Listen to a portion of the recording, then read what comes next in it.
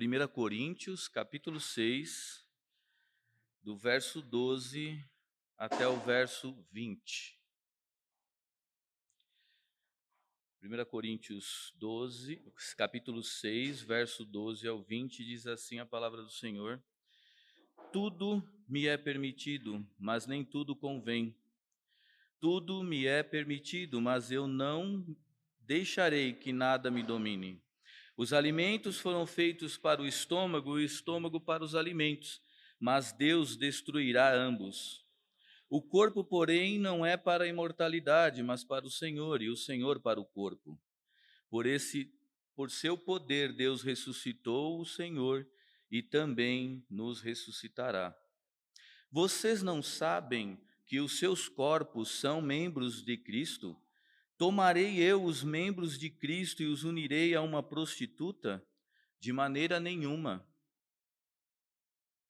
De maneira nenhuma. Vocês não sabem que aquele que se une a uma prostituta é um corpo com ela? Pois, como está escrito, os dois serão uma só carne.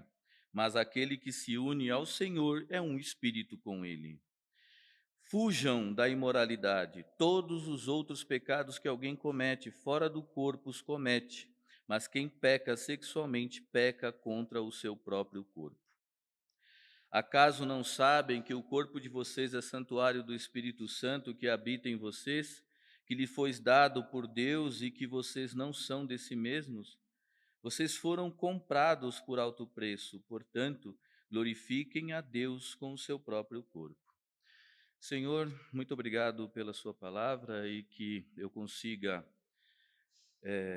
expressar tudo aquilo que o Senhor transmitiu para mim através da leitura desse texto, que os meus irmãos entendam as minhas palavras e aquilo que estou falando com eles, que entendo foi o Senhor, pelo poder do seu Espírito, que me revelou. Eu lhe agradeço em nome de Jesus. Amém. Pode sentar.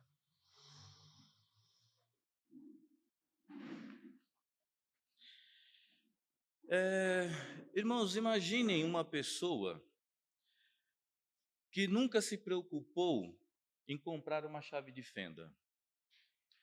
Aí essa pessoa, normalmente ela está em casa, o que ela faz? Ela utiliza uma faca para parafusar ou desparafusar os parafusos, né? Então ela vai lá para desparafusar, ela usa a faca, sempre está usando ali. Então, claro que isso não vai trazer nenhum benefício para aquelas facas, né? Porque elas vão ficar umas facas muito mal utilizadas, as pontas todas com probleminhas, né? Por conta disso. Agora, num determinado momento, pode acontecer, e acontece, essa pessoa vai desparafusar um parafuso um pouquinho mais complicado. E aí o que acontece? Aquela faca quebra em 3 pontas e corta a sua mão. Isso é o que acontece quando você usa algo com o propósito errado. Toda essa passagem que nós lemos aqui trata de como aprender a usar o corpo de maneira correta e com o propósito correto.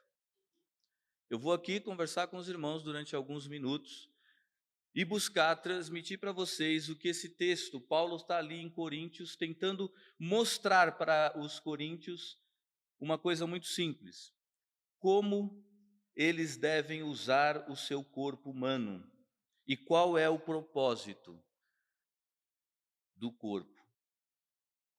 Nessa passagem, Paulo diz várias coisas extraordinárias sobre o corpo, deixando claro que a questão da imoralidade sexual é uma das mais sérias que os coríntios enfrentavam naquela época. Então vamos o verso 12. O verso 12, ele diz assim: tudo me é permitido, mas nem tudo é proveitoso. Tudo é permitido, mas eu não me deixarei que nada me domine. É interessante que o verso 12 e 13, nós temos 2 ditados usados pelos coríntios que mostram como eles entendiam como se deve usar o corpo humano e qual é o propósito do corpo. No verso 12, Paulo nos apresenta o primeiro deles, tudo me é permitido. Ele repete esse tudo é permitido duas vezes. Por quê? Porque existem dois sentidos desse tudo é permitido. No primeiro uso, é o mesmo que dizer: eu tenho o direito de fazer qualquer coisa. Isso tem o sentido de liberdade de agir como quiser, liberdade para fazer tudo e qualquer coisa. Era dessa forma que eles expressavam esse ditado. Agora, tinham outra maneira também com que eles expressavam esse ditado, que era, tem o sentido, que era com o sentido de liberdade para decidir e fazer qualquer coisa. A fonte onde eu fundamento minhas decisões, aonde eu me baseio para tomar as decisões da minha vida, é a minha liberdade. Eu sou livre, decido como eu quiser o que eu vou fazer. Era assim. Nesses dois sentidos que Paulo chama a atenção, que ele fala que ele traz para a gente nesse verso, quando fala tudo me é permitido. É nesses dois sentidos que Paulo está falando para a gente que os coríntios utilizam esse ditado. Mas não é só isso, ele tem, os coríntios têm um outro ditado muito importante que revela muita coisa de quem aquele povo, como é que aquele povo pensa e muito da sua espiritualidade. Está no verso 13, arte A. Os alimentos foram feitos para o estômago para os alimentos, mas Deus os destruirá. Este é um outro ditado usado pelos coríntios que nos mostram como eles entendiam o como se deve usar o corpo humano e qual é o propósito do corpo. Ao dizer esse ditado, era o mesmo que dizer, já que o alimento é para o estômago e o estômago é para o alimento, uma vez que todos os apetites do meu corpo, todos os apetites do meu corpo são iguais, isso significa que o corpo é para o sexo e o sexo é para o corpo. Essa era a ideia. Então nós temos um povo que baseia suas decisões na sua própria liberdade e acha que pode fazer tudo, porque é livre. E, portanto, é um povo também que pensa e tem uma ideia sobre o como nós devemos usar o nosso corpo humano e os propósitos desse corpo de uma forma extremamente equivocada. Esse texto mostra também, e é interessante a gente ver, a espiritualidade dos coríntios. Eles esperavam uma salvação espiritual que no fim os libertaria do corpo. Ou seja, a alma é imortal, mas o corpo está destinado à destruição. Desde junho do ano passado, não é isso, pastor? Nós temos falado de escatologia particular e geral. Qual é o intuito muito importante? É ver o propósito da vida e enxergarmos o que é essa vida agora presente. E uma das coisas que deve ter ficado bem destacado para os irmãos é a unidade de corpo e alma. É uma coisa só. Isso, depois de todos esses tempos, é o que nós precisamos ter claro. O corpo é uma unidade só, corpo e alma. Os coríntios tinham essa espiritualidade ghost. Nós, cristãos, não temos espiritualidade ghost. E espero que nesse período tenha ficado claro para nós esse item. Mas lá, naquela época, Paulo se depara com um povo cristão que tem a espiritualidade ghost. Vemos, portanto, essa tendência em Coríntios de igualar a vida sexual ao alimentar-se. O sexo é a satisfação de uma necessidade natural e, por consequência, irrelevante para a minha vida com Deus. É dessa forma que eles entendiam. Isto, aliado ao pensamento deles sobre a liberdade de fazer e decidir sobre tudo, ter encontros com prostitutas é algo natural.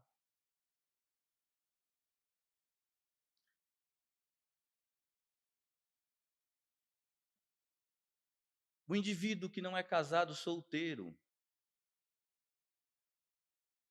ele ter relações sexuais e tocar nas partes íntimas da sua namorada, que não é sua esposa, é natural.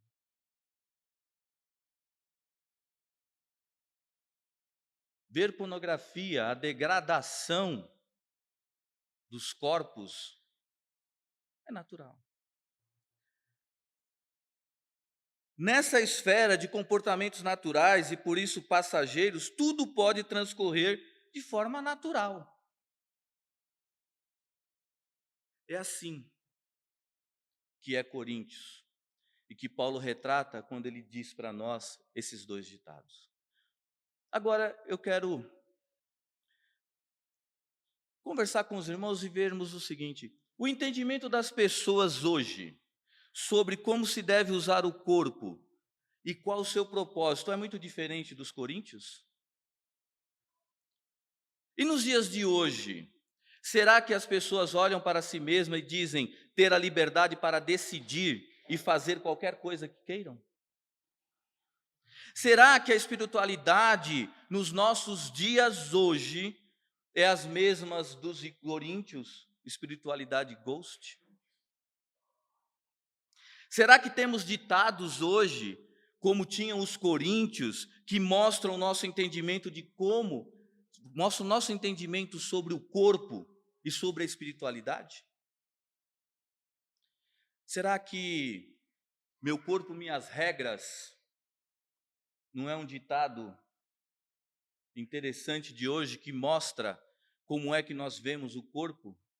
Como é que nós entendemos o propósito dele? Quantos homens e mulheres vivem uma vida sem pensar nas consequências de seus atos? Uma vida de promiscuidade e de assassinatos de bebê nos ventres. Tudo isso baseado na justificativa do meu corpo, minhas regras. Está justificado, o meu corpo, minhas regras.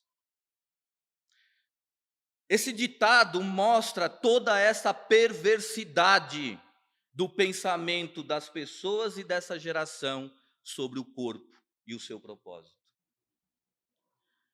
O importante é ser feliz.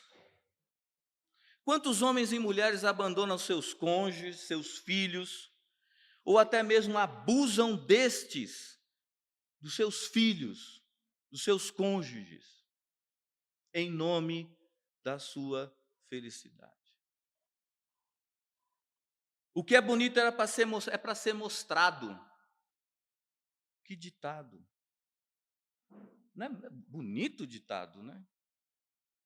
Como tudo me é permitido. Eu tenho liberdade em Cristo. Tudo me é permitido, os coríntios diziam. E hoje, nossa, não. Mas não é bacana? O que é bonito é para ser mostrado. Quantos homens e mulheres têm cultuado seus corpos, impulsionado uma sociedade da ostentação, das aparências, da sensualidade e, por consequência, das muitas e muitas promiscuidades, das mais amplas possíveis, amparadas nesse ditado.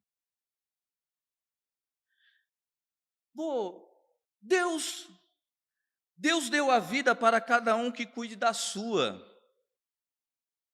Quantas pessoas vivem em comunidade, mas têm medo de se envolver com outras pessoas ou deixarem se envolver por elas? Eu tenho que aproveitar a vida. Me converti com 30 anos, eu fui visitar, eu gostava de visitar, e eu fui com um grupo de irmãos, a gente foi visitar a casa de um rapaz, isso marcou profundamente. Os primeiros encontros que a gente tem é muito incrível. Cheguei na casa do rapaz, e nessa casa do rapaz, ele é um menino jovem, tinha aproximadamente 22, 23 anos. Ele pegou e falou assim: cara, não dá para mim esse negócio de vocês de crente, não. Eu preciso aproveitar a minha vida. Quem sabe quando eu tiver mais ou menos na idade sua, que eu tinha 30 lá, eu pense nisso. Ele tinha que aproveitar a vida.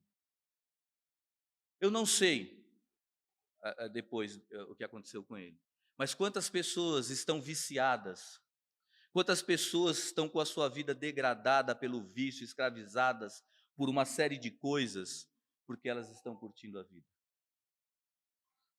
Algumas dessas pessoas que acreditam nesses ditados podem estar dentro de nossas igrejas e podem usá-los para não e podem usá-los por não compreenderem para que serve o corpo e nem o que seja uma espiritualidade cristã.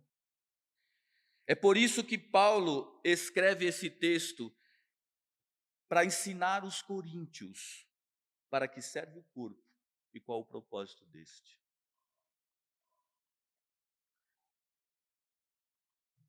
Na mesmo versículo 12 e 13, eu vou retomar com os irmãos, e no versículo 12, quando é dito, Paulo cita o ditado, tudo me é permitido, ele responde, mas nem tudo me convém.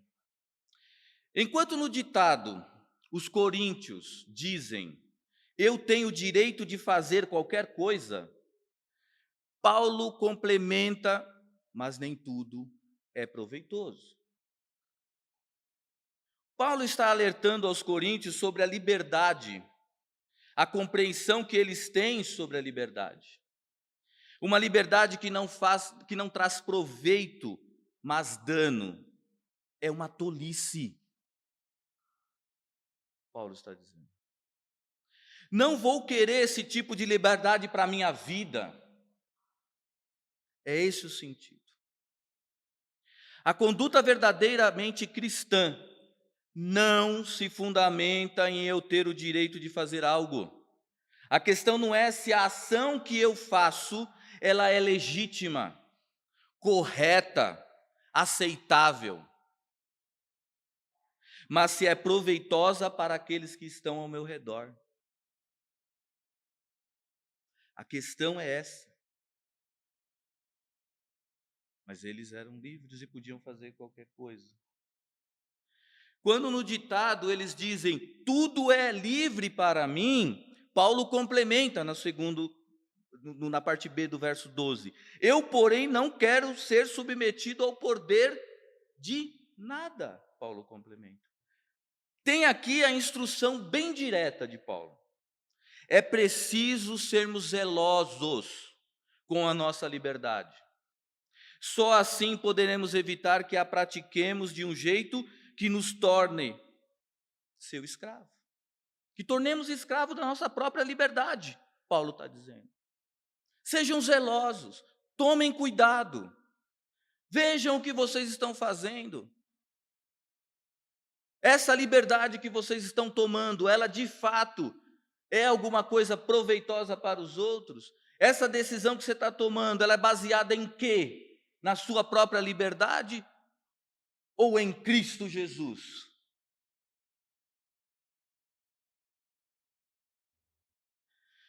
Podemos cair em um auto-engano que é muito comum em pessoas com o ego inflado. Sugere para o próprio indivíduo que ele está agindo com liberdade e autoridade. Mas a verdade é uma escravização da pior espécie.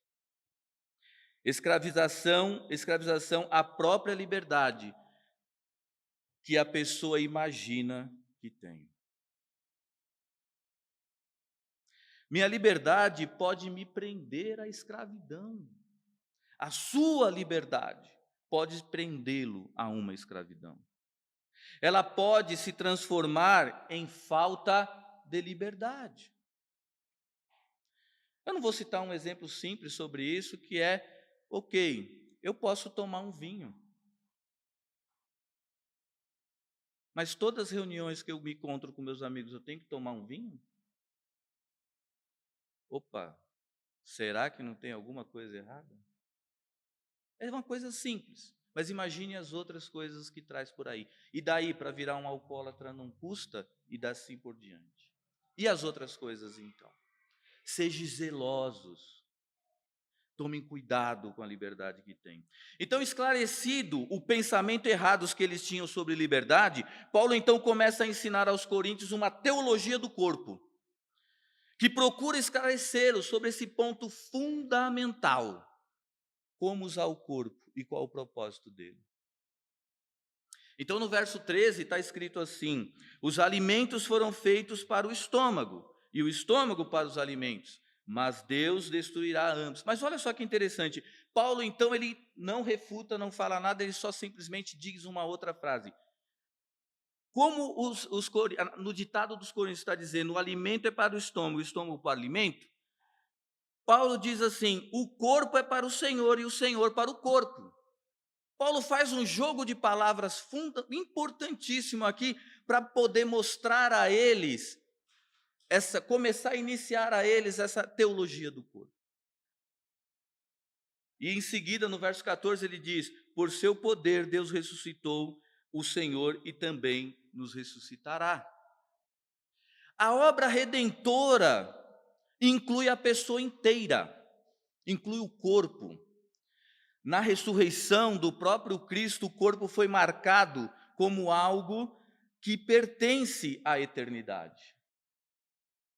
Eu colocando aqui que eu escrevi esse para trazer para vocês, eu falei assim, vou falar mais do mesmo, porque falou muito tempo sobre isso, e eu falei, que bom você falar de algo que as pessoas já sabem, porque aqui então eu estou ressaltando para vocês algo simples, que vocês já têm clareza e consciência sobre, é uma unidade. A ressurreição do próprio Cristo, o corpo foi marcado como algo que pertence à eternidade, que está destinado à ressurreição.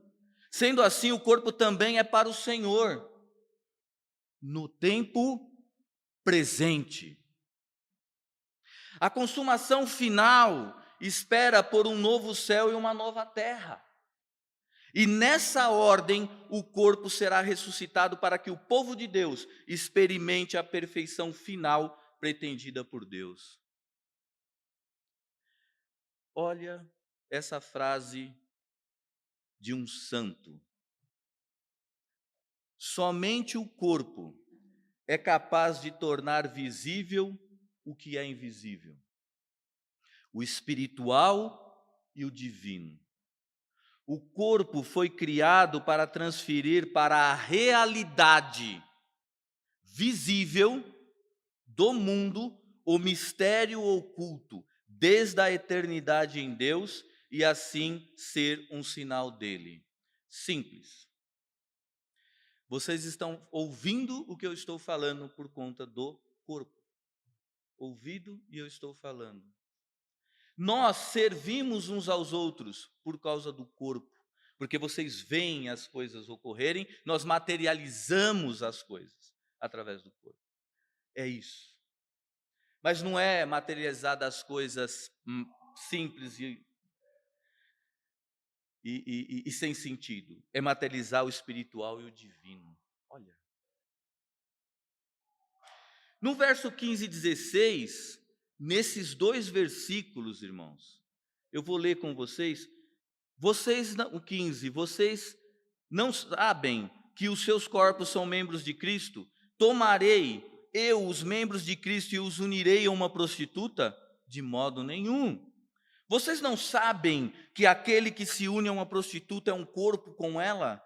Pois, como está escrito, os dois serão uma só carne. Mas aquele que se une ao Senhor é um espírito com ele. O que nós vemos nesse trecho aqui, nesses três versículos, do 15 ao 17? Nesses versículos, vemos dois relacionamentos corporais que implicam em união. Um é com uma prostituta por meio das relações sexuais, e o outro é com Cristo mediante a ressurreição. O relacionamento de uma só carne, que é citado aqui, quando um homem e uma mulher se unem entre si tão intimamente que se tornam uma só carne, essa união conjugal pressupõe uma madura consciência do corpo, uma clara consciência do significado deste corpo na entrega recíproca entre ambos.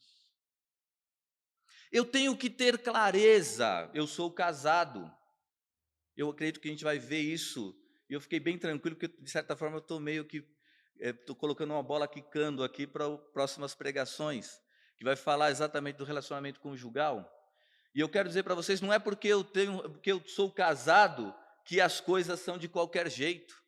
Eu tenho que entender a ideia, essa relação, o que é o corpo, a maneira de usá-lo e o propósito, meu e da minha esposa.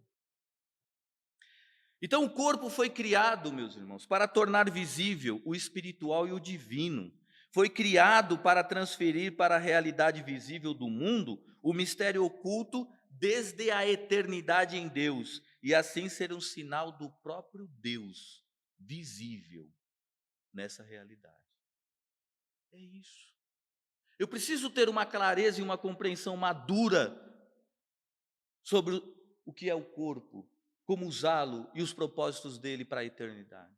Porque senão eu vou ter, como os coríntios tinham, sérias deturpações, sérios problemas de compreensão para a minha própria vida e para a vida de pessoas que estão à minha volta.